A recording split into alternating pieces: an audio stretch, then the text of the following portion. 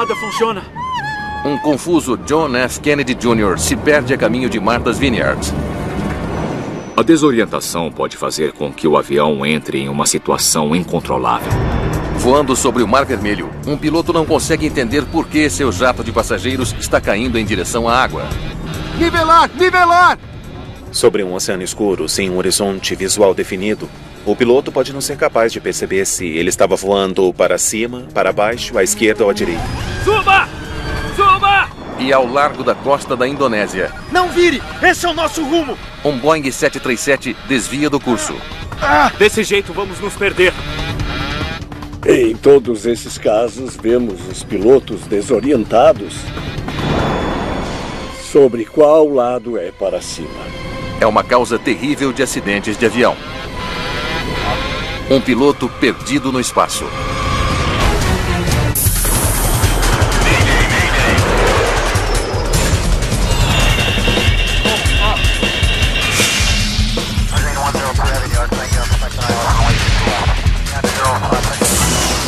Especial de Mayday, Desastres Aéreos. Esta é uma história real baseada em relatórios oficiais e relatos de testemunhas. Pilotos confusos, desastres trágicos. É uma noite quente de verão no aeroporto do condado de Essex. 16 de julho de 1999. A menos de 1 hora das movimentadas ruas de Manhattan, o pequeno aeroporto serve a muitos cidadãos abastados de Nova York. Preparando-se para pilotar o seu próprio avião, está um homem que, em muitos aspectos, é a elite da elite. John F. Kennedy Jr. Ele era incrivelmente bonito. Ele era praticamente um príncipe herdeiro. As pessoas só estavam esperando o momento em que ele concorreria publicamente a um cargo. Kennedy está esperando Carolyn Bessette, com quem ele era casado há 3 anos. Quem também vai pegar carona no avião de Kennedy é a sua cunhada, Lauren Bessette. Às 8h30 da noite, Carolyn chega, com 2 horas de atraso. Muito bem, moças, entrem. Eu só preciso fazer uma inspeção visual e depois podemos ir. Apesar de John F. Kennedy Jr. ter sua licença de piloto há mais de 1 ano, ele não voa sozinho desde que fraturou o tornozelo 6 semanas atrás. Ainda mancando, ele faz uma verificação pré-voo final do seu novo avião, um Piper Saratoga.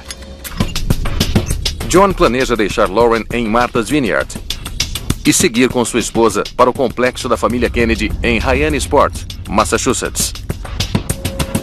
Cintos de segurança, por favor.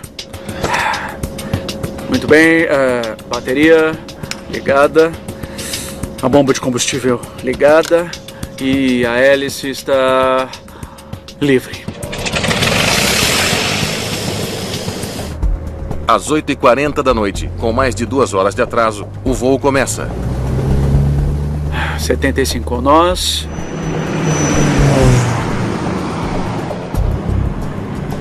Isso.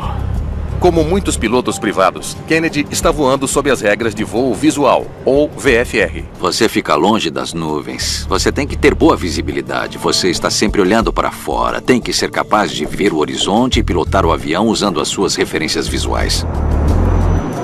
Kennedy voa a apenas 1.675 metros, uma altitude típica para pequenos aviões. Por volta das 9h30 da noite, ele deixa a costa para trás. Acabamos de deixar Montauk para trás. Eu não vejo nada. A sua rota de voo era seguindo a costa, então ele queria ir para o sul, ao longo do Long Island Sound, para se alinhar e se preparar para pousar na pista.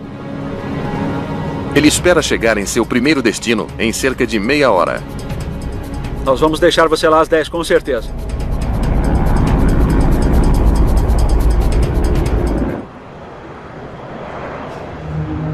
Mas às 10 horas... Torre de Martha's Vineyard. Aqui é da segurança do aeroporto. O controlador de tráfego aéreo no aeroporto de Martha's Vineyard não teve contato com o avião de Kennedy. Alguma notícia daquele voo? Negativo, eu não fui notificado dessa chegada. O clima pode mudar rapidamente em Martha's Vineyard e voos atrasados não são incomuns.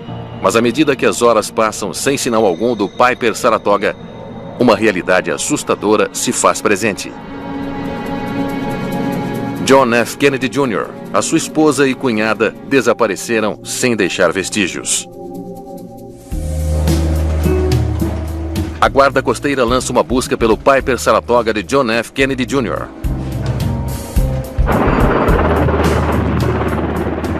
Assim que amanhece, militares norte-americanos e departamentos policiais locais participam do trabalho de busca.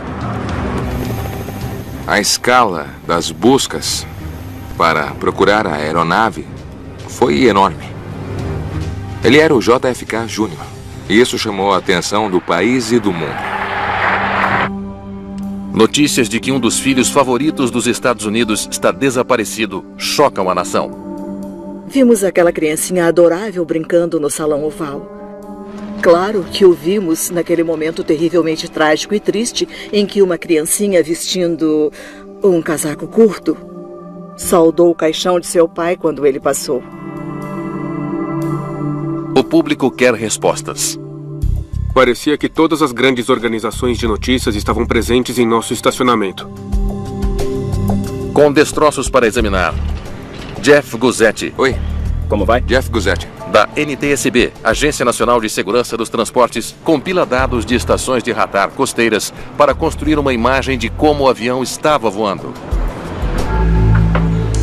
Ok, pronto quando estiver. Nós sempre consideramos os dados registrados pelo radar como a caixa preta dos pobres. É uma maneira de obter algumas informações em relação à trajetória de voo, à velocidade no ar, à altitude, e isso foi muito útil nesta investigação.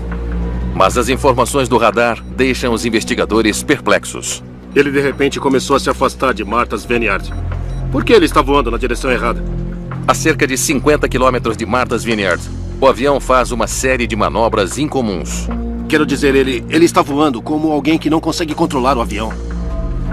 O padrão indicado pelo radar é bastante incomum para um tipo normal de descida e aproximação a um aeroporto. Naquele momento não sabíamos exatamente o porquê. Finalmente, 4 dias após o desaparecimento do avião de Kennedy, a investigação recebe a sua melhor pista. Hoje conseguimos dar um desfecho para 2 famílias e acho que percebemos como isso é muito importante. Mergulhadores da Marinha Norte-Americana localizam os destroços e os corpos. 75% do Piper Saratoga de Kennedy é recuperado do leito do oceano. Juntem os cabos num lugar só. E enviado para um hangar para análise detalhada. Nariz. Já que o pequeno avião não era obrigado a... Não importa o quão pequena, nós precisamos saber onde foi encontrada. Os investigadores terão que descobrir a história por trás desse acidente, interpretando as pistas impressas nos destroços amassados. Quero ver cada peça, desde a ponta das asas até o centro. Primeiro, a equipe examina e testa os destroços em busca de sinais de mau funcionamento. Seus esforços revelam que no momento em que o avião bateu na água... Bom, está aí. Os cabos de aileron também parecem bons. O motor, os controles de voo e os instrumentos... Não temos nenhuma evidência de qualquer avaria mecânica pré-impacto. O foco agora muda do avião para o piloto. Investigadores se perguntam: John F. Kennedy Jr. perdeu o controle de seu avião? Mais de 300 horas de voo. Ele não era um novato total, tinha um bom número de horas de voo em seu currículo. Eles conferem os registros de treinamento de Kennedy para descobrir tudo o que podem sobre sua experiência como piloto. Então, o que ele aprendeu em 300 horas? Eu gostaria de tentar algumas aproximações por ILS de novo hoje. Eles descobrem que Kennedy fazia aulas intermitentes havia 17 anos. Mas que tinha relativamente pouca experiência voando por conta própria. Ele só está qualificado para voar visualmente. Ele não tinha terminado seu treinamento para os voos apenas por instrumentos. Os investigadores também descobriram que Kennedy ainda estava tentando obter a sua certificação para voar por instrumentos, uma qualificação crucial para voar à noite ou em condições climáticas adversas, usando apenas os instrumentos de voo como guias. O voo por instrumentos é uma das qualificações mais difíceis de se obter quando você está obtendo as suas licenças e certificações e envolve voar sem olhar para fora da aeronave para que quando estiver entre as nuvens você possa manter o controle da aeronave. Então ele não estava pronto para voar se não pudesse ver. Então ele podia ver ou não? Os investigadores examinam as atividades de Kennedy nas horas precedentes do voo. Registros de computador revelam que ele conferiu a previsão do tempo às 6h34 daquela tarde. Aquela hora ainda era um dia claro e com boa visibilidade. Alguma notícia da sua irmã? Não. Acho que está presa no trânsito. Bom, é sexta-feira, eu disse a ela que teria trânsito. Mas eles decolaram 2 horas depois do planejado. Nessa hora, as condições climáticas sobre o oceano estavam se deteriorando, com o nevoeiro dificultando a visão do horizonte. Está começando a ficar um pouco encoberto. Espero que o tempo abra no fim de semana. De repente, Kennedy se viu voando à noite e no mau tempo, ambas condições para as quais ele não foi treinado. Kennedy estava perdido em meio à neblina antes de seu avião cair? Mas o que... John! O que está fazendo?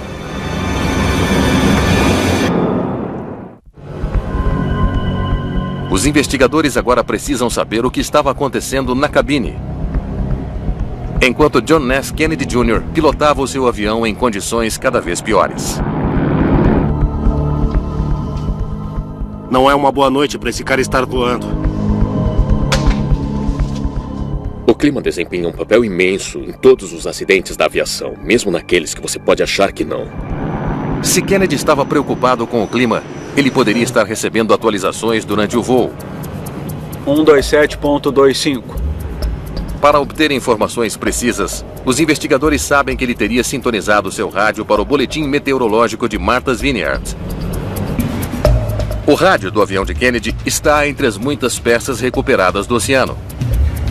E estava sintonizado em 126.25. Ele errou por um dígito.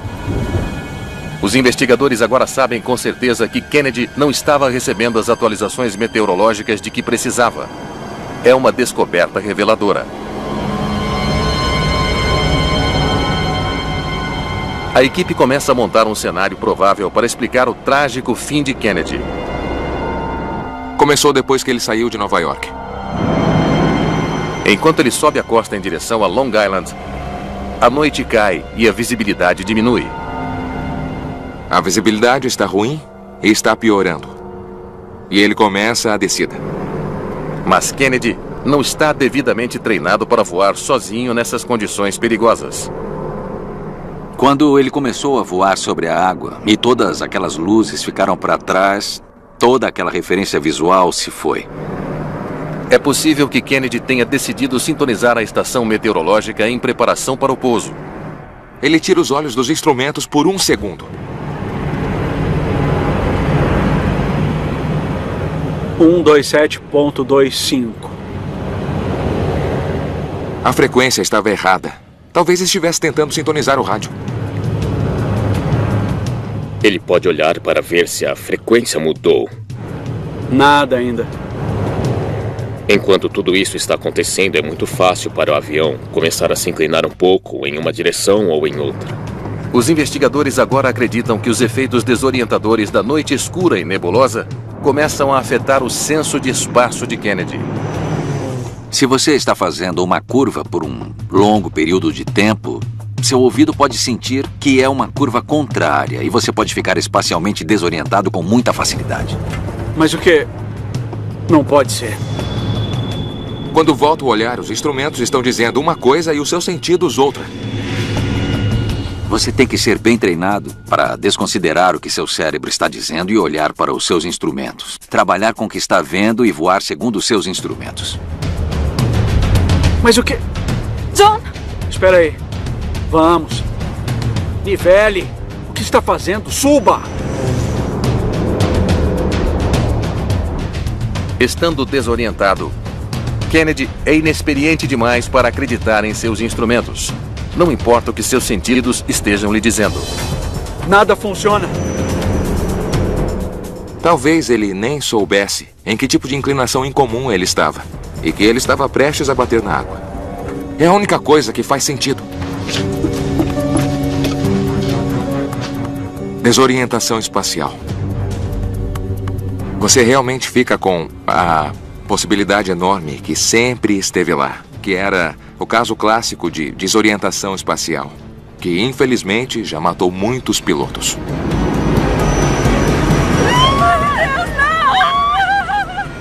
Perdido nos céus, Kennedy luta para manter seu avião no ar. Mas ele não consegue.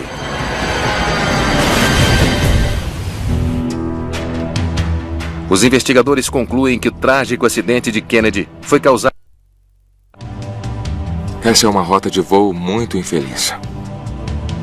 Típico de desorientação.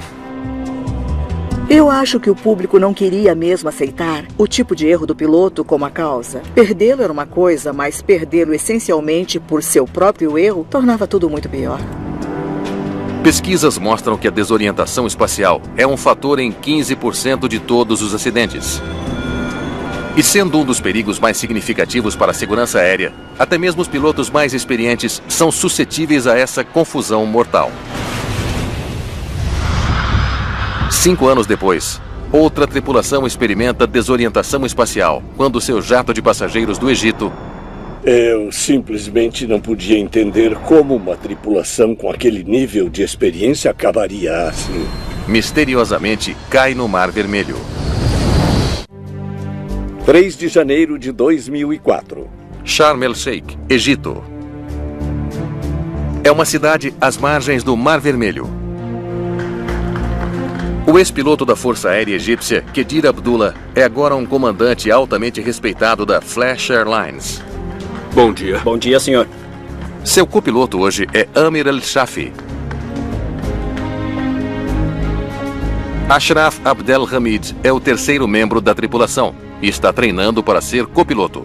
Visibilidade 6 quilômetros, sem nuvens e céu claro. Eles estão pilotando um voo matutino para Paris. Ao todo, 148 passageiros e tripulantes se acomodam em seus assentos a bordo do voo 604 da Flash Airlines. Bom dia, senhoras e senhores. Em nome do comandante e da tripulação, damos a todos as boas-vindas a bordo do Boeing 737-300 da Flash Airlines.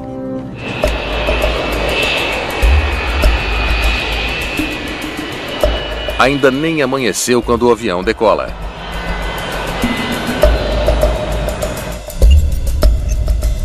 A rota do Flash Airlines 604 será sobre o Mar Vermelho antes de virar para o Cairo. O jato sobe numa noite escura e sem luar. A subida pós-decolagem está indo bem. E então, de repente, a curva simples sobre o Mar Vermelho... Viu o que a aeronave fez? Toma um rumo bizarro. O comandante Kedir não gosta do jeito que seu avião está se comportando.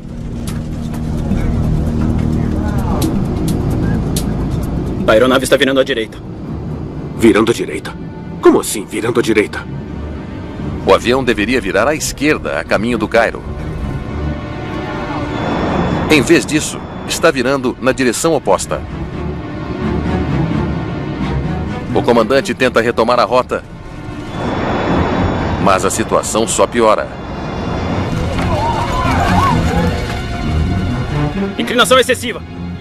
Piloto automático. Acionado. Piloto automático. Piloto automático. Não funciona, comandante. Mas o piloto automático não funciona. Apenas alguns minutos após a decolagem, o avião está fora de controle. O 737 agora está voando quase completamente de lado. Vire, vamos! E ganha velocidade à medida que cai em direção ao Mar Vermelho. As enormes forças G tornam impossível o comandante Abdullah pilotar. Nivelar! Nivelar! Nivela! Vai, nivela! Meu Deus!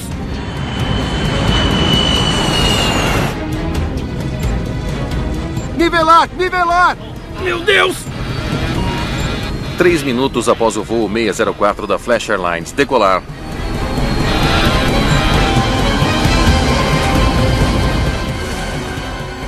o avião desaparece no Mar Vermelho.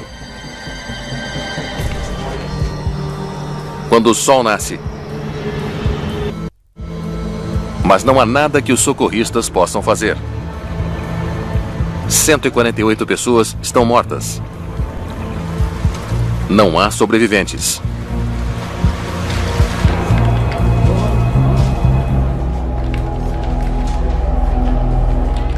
Equipes egípcias, francesas e americanas unem forças para investigar o acidente. Os poucos destroços espalhados na superfície do Mar Vermelho lhes dão sua primeira pista. Havia pouquíssimas peças e todas estavam centradas em uma área muito pequena. Então, isso indicava que o avião estava intacto. E entrou na água intacto. O padrão de detritos exclui uma explosão a bordo ou ruptura no meio do voo. Para saber mais, os investigadores devem recuperar os destroços e as caixas pretas, milhares de metros debaixo d'água. Toda vez que um avião colide com a água, há sempre um medo por parte dos investigadores de que o gravador de voz da cabine e o gravador de dados de voo podem não ser recuperados. Sem eles, o processo de investigação pode ser muito, muito difícil. Finalmente, depois de uma busca exaustiva, um avanço. As caixas pretas são recuperadas por um submersível de controle remoto.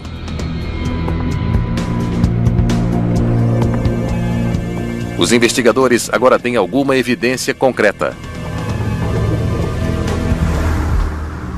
No Cairo, a equipe de investigação multinacional examina os dispositivos. Eles extraem os dados de ambas as caixas para recriar os minutos finais do avião acidentado. Para descrever o caminho da aeronave, criamos uma animação com base nos dados que recebemos e também do radar. A simulação pinta um quadro devastador. Logo após a decolagem, o avião começa a seguir para a esquerda, exatamente como deveria. Mas então ele rapidamente começa a virar na outra direção. O gravador de voz da cabine mostra que a curva apanha o comandante desprevenido. A aeronave está virando à direita. Como assim virando à direita? Definitivamente, os pilotos estavam experimentando algum tipo de anomalia, um problema que eles não conseguiam entender. Analisando a fundo o gravador de dados de voo, os investigadores descobrem algo peculiar. Acreditamos que, a partir... havia uma enorme possibilidade do avião estar virando sozinho para a direita.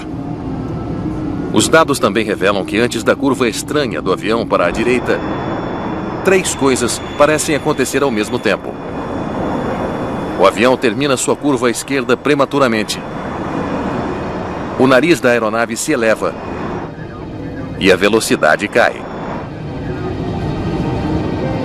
Mas de modo surpreendente, o comandante não diz nada. Na verdade, ele parece completamente alheio às mudanças dramáticas em sua trajetória de voo. Já voei saindo do Sharm el-Sheikh à noite e no mesmo tipo de aeronave. E o piloto nunca deve permitir que a velocidade caia a menos de 30 nós ou que a mudança do ângulo de inclinação ultrapasse 5 graus, sem indicar claramente as razões para a mudança na trajetória de voo. Os investigadores estão perplexos. A equipe egípcia suspeita que a aeronave de alguma forma falhou.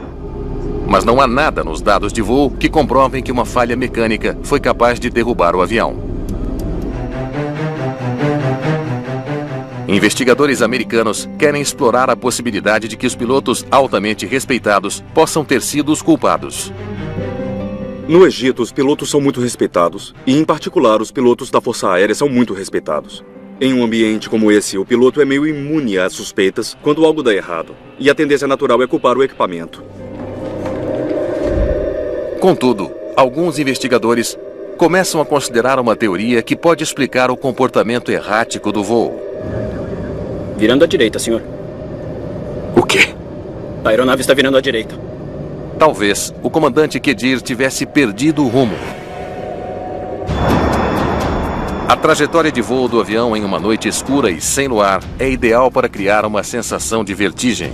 Vertigem é uma condição fisiológica que pode ocorrer com qualquer pessoa, não apenas com os pilotos, e é baseada no ouvido interno. Sobre um oceano escuro e sem um horizonte visual definido e sem luzes no solo, o piloto pode não ser capaz de perceber visualmente se ele estava voando para cima, para baixo, à esquerda ou à direita. Isso pode fazer com que o piloto acredite que o avião está voando reto e nivelado, quando na verdade está virando.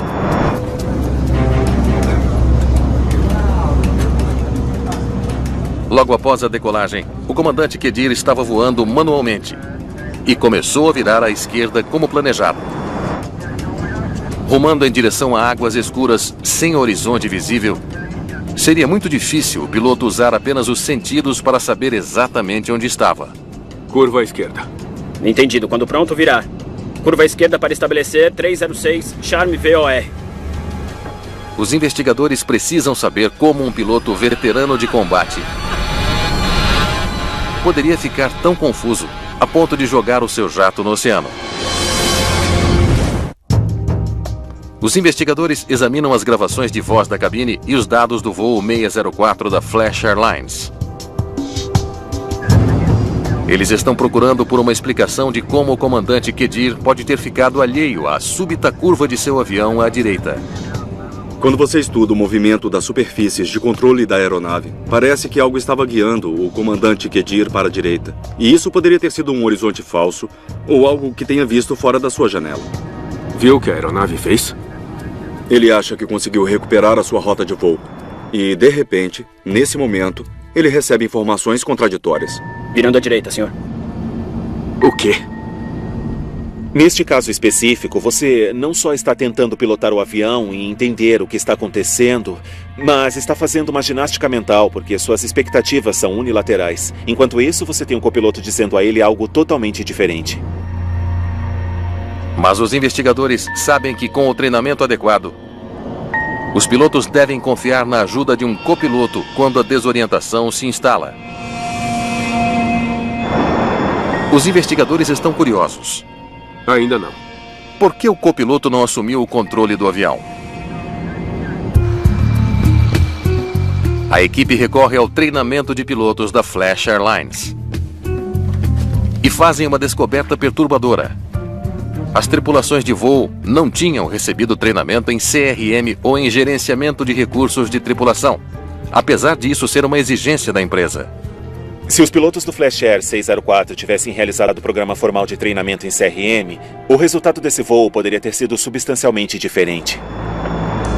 Os investigadores agora acreditam que isso explica por que o copiloto... O treinamento formal em CRM teria capacitado o copiloto, que tinha melhor percepção situacional e mais informações sobre a posição do avião, a assumir o comando do avião quando viu que o comandante não estava tomando a ação corretiva mais apropriada.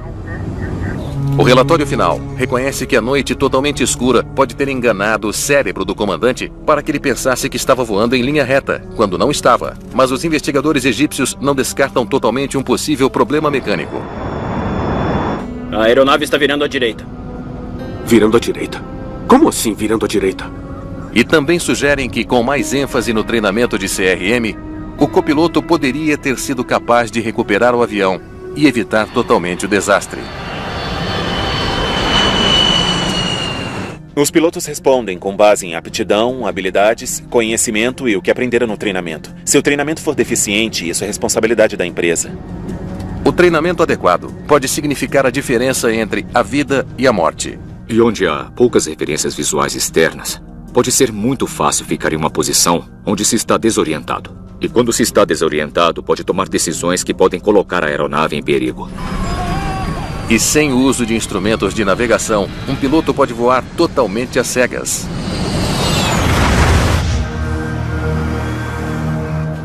Primeiro de janeiro de 2007. Surabaya, na Indonésia. O comandante Refri Widodo está no comando do voo 574 da Adam Air. Ele está voando para a empresa há 6 meses. O seu copiloto, Yoga Susanto, está na empresa há quase 1 ano e meio. Há 96 passageiros e 6 tripulantes no voo de hoje.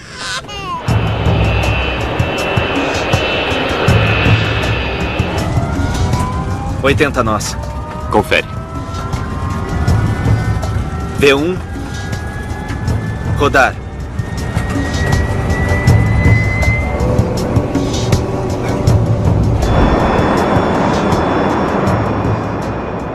É um voo rotineiro de 2 horas de Surabaya, na ilha de Java, até Manado, na ilha de Sulawesi, quase 1.700 quilômetros a nordeste.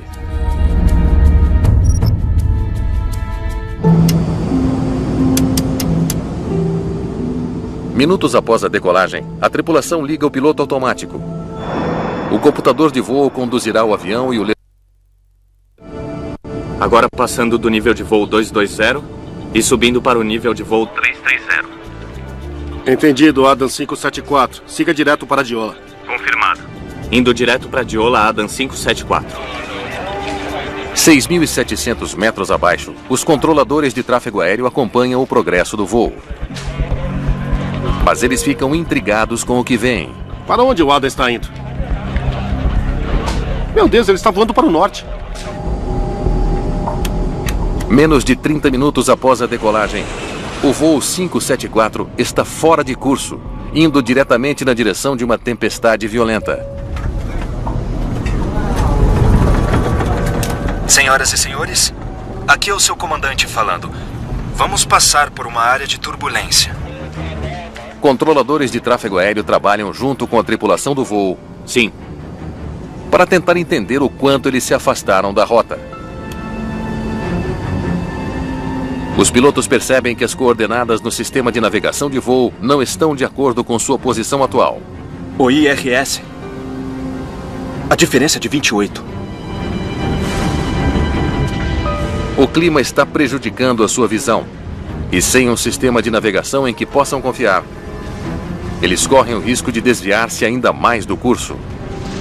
Perder-se sobre o oceano é a preocupação de todos eles. Porque quando você perde a confiança em seus instrumentos de navegação, o que você faz? Está começando a voar como um barco de bambu. Os pilotos do voo 574 da Adam Air estão fora do curso e indo em direção a uma tempestade violenta. Confirme a nossa posição. Adam 574, confirme nossa posição. Entendido, Adam 574. A sua posição é 201, quilômetros de Mike Kilo Sierra, cruzando o radial 307. Mike Kilo Sierra. A tempestade está piorando. Isso é loucura. Desse jeito vamos nos perder. O comandante Widodo quer tirar a navegação do computador de voo e assumir o controle. Ok, põe o IRS em atitude.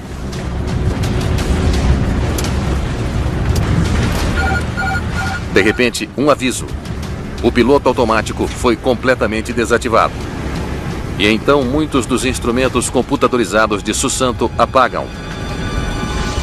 Para piorar, o avião agora está se inclinando para a direita, em um ângulo perigoso.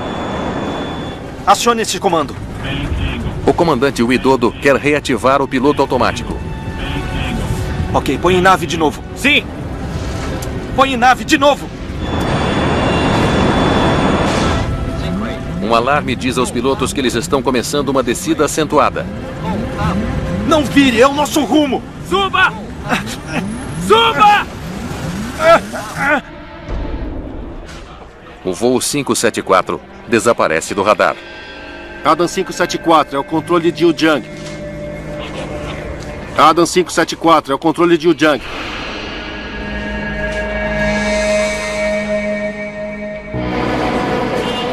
A notícia do desaparecimento se espalha rapidamente. Equipes de busca e resgate são mobilizadas. O Comitê Nacional de Segurança nos Transportes da Indonésia, ou NTSC, é notificado. Franz Winas é o investigador do voo 574 da Adam Air. Os primeiros passos que tomamos quando há um acidente é reunir todos os recursos que temos e então formar uma equipe antes de os despacharmos para a área. Para ter alguma esperança de conduzir uma investigação bem-sucedida, ele precisa localizar os destroços e as caixas pretas o mais rápido possível. Quando o avião foi detectado pela última vez pelo radar, ele estava cruzando o Estreito de Makassar. a área de busca é do tamanho da Irlanda. Identificar os destroços é quase impossível. Quando a aeronave desapareceu, foi um choque para todos, porque hoje em dia ninguém espera que uma aeronave desapareça. Os investigadores identificaram os destroços a cerca de 2.000 metros abaixo da superfície. Mas a companhia aérea e o governo indonésio não conseguem concordar sobre quem deve pagar pela operação.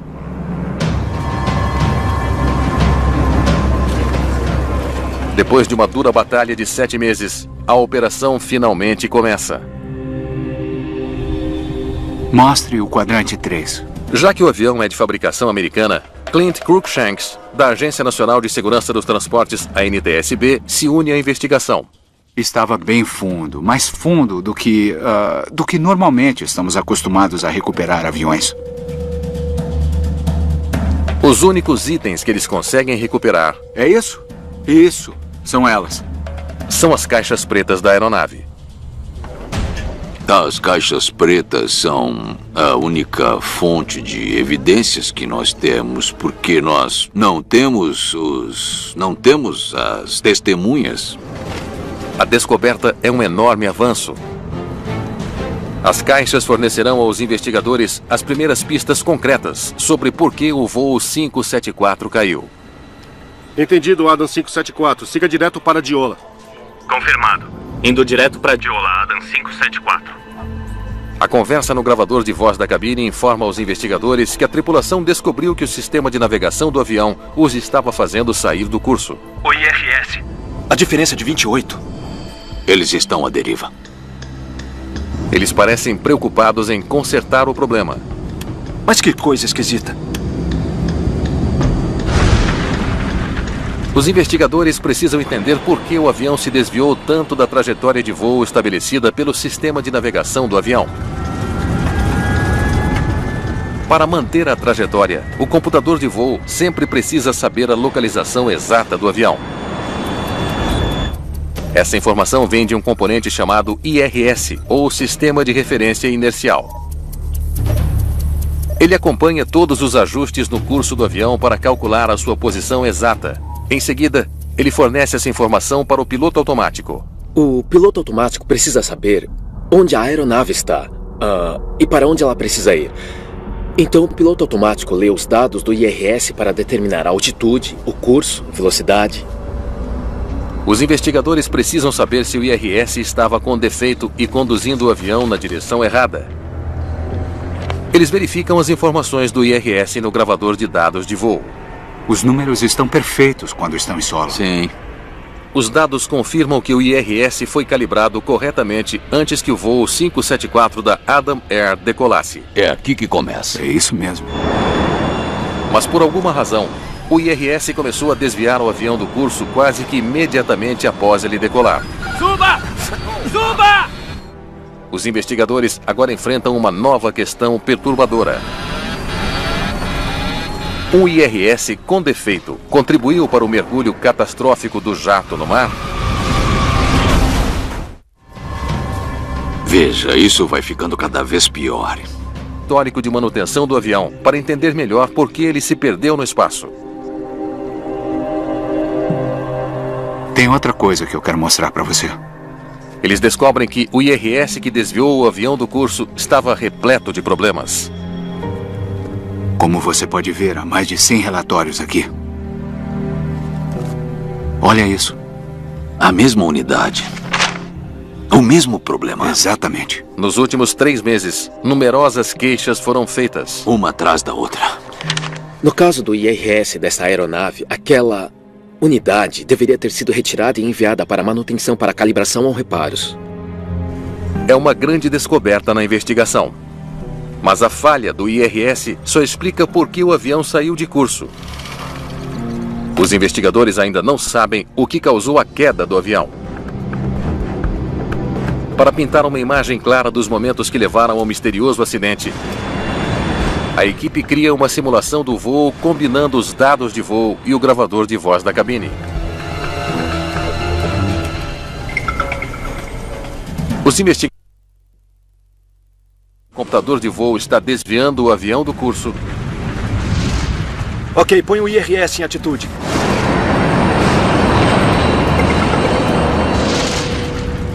O copiloto, Susanto, desabilita o computador de voo, mudando o sistema de navegação para um modo que manteria o avião voando reto e nivelado.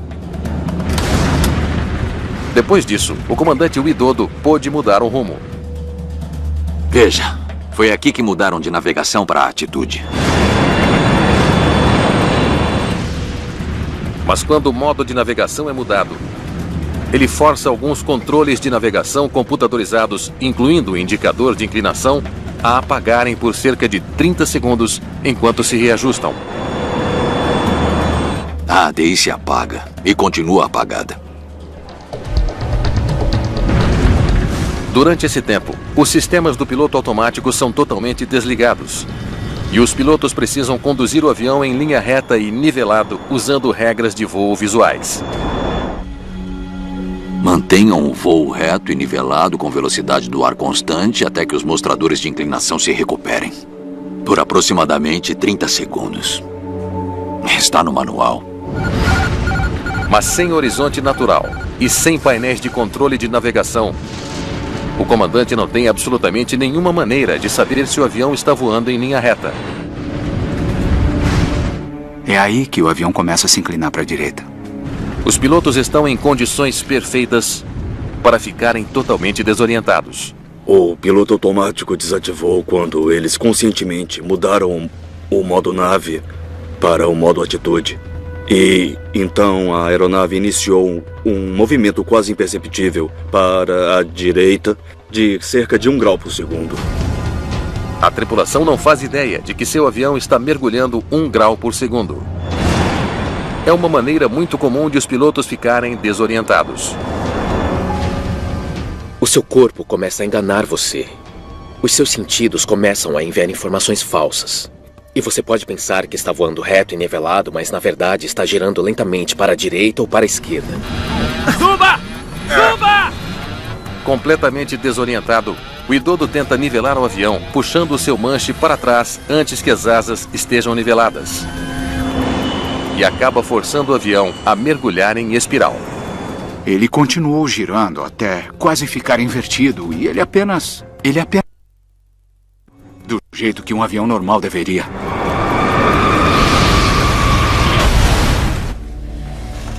Os investigadores concluem que o equipamento projetado para evitar que os pilotos se percam no espaço tragicamente falhou com a tripulação do voo 574 da Adam Air. E quando a tripulação se confundiu e perdeu o rumo, não conseguiu salvar o avião. A desorientação espacial é um fator humano que nunca pode ser completamente eliminado como um risco de voo. Mas um piloto pode aprender a combater o efeito de ilusões enganosas com um bom treinamento. Em todos esses casos, vemos pilotos que estão desorientados em relação a qual lado fica para cima. Isso significa que você tem que voltar para seu instrumento principal de treinamento, que é confiar nos instrumentos. Essa é uma lição que aprendemos e que continua a evoluir até hoje.